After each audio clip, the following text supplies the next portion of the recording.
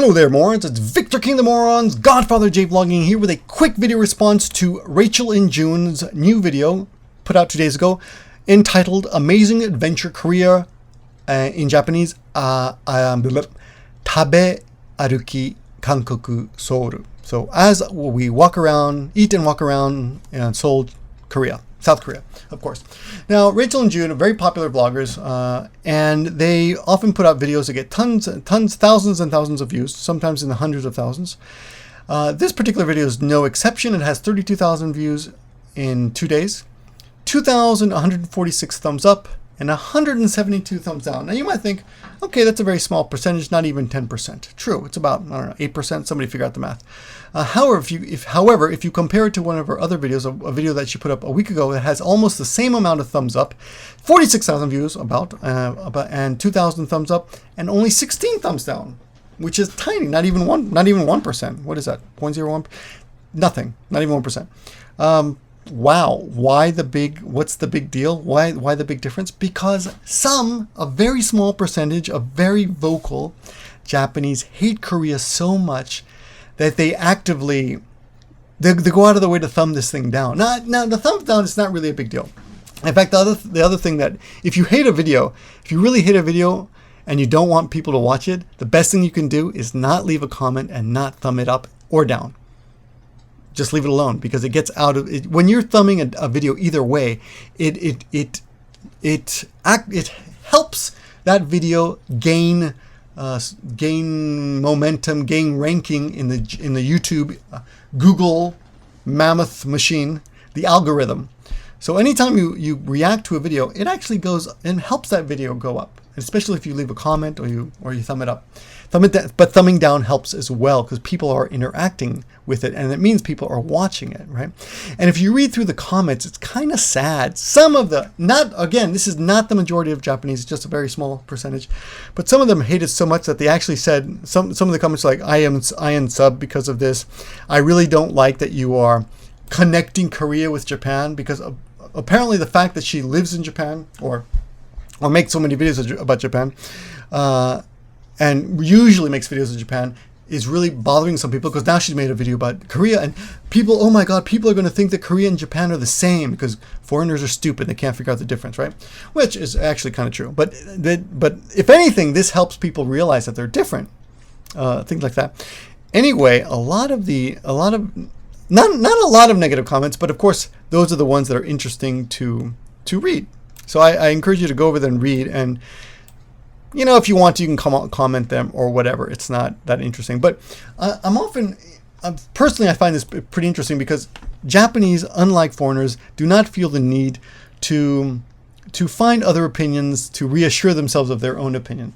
Japanese will watch a video and not comment and not thumb it up or down either way. If you look at Japanese vloggers video, it usually has much less interaction than a foreigner's video or a non-Japanese video of this. If it gets the same views, like if they both get 10,000 views, the foreigner's video will probably have much more interaction than the Japanese one, because Japanese don't feel like they have that. They don't have that need to tell other people what their opinion is, or to find other people to agree with. But we do, for some reason. We feel compelled to tell people, I think this, I agree with you, I disagree with you, you're a douchebag, or you're gay, or whatever. Japanese don't have that tendency, generally speaking. But interestingly enough, there are some Japanese who feel they're very vocal about their hate, and to me, it just seems crazy, like this. What's the word? Irrational hate of Korea. It doesn't make sense.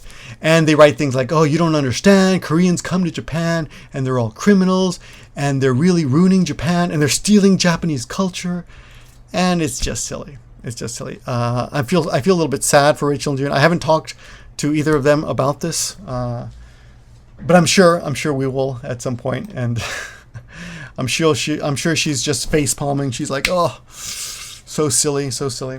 But yeah, I don't know what else to say about this, except it's interesting that this exists, this kind of this other view of Japanese. But again, it's very minor. For those of you who are watching, one thing I don't want you to think is that most Japanese people feel this way, because they don't. If you come to Japan, there's a lot of Korean culture here. K-pop is very popular. Korean restaurants are very popular. A lot of Japanese love Korean food. bibimbap and yakiniku and all that kind of stuff.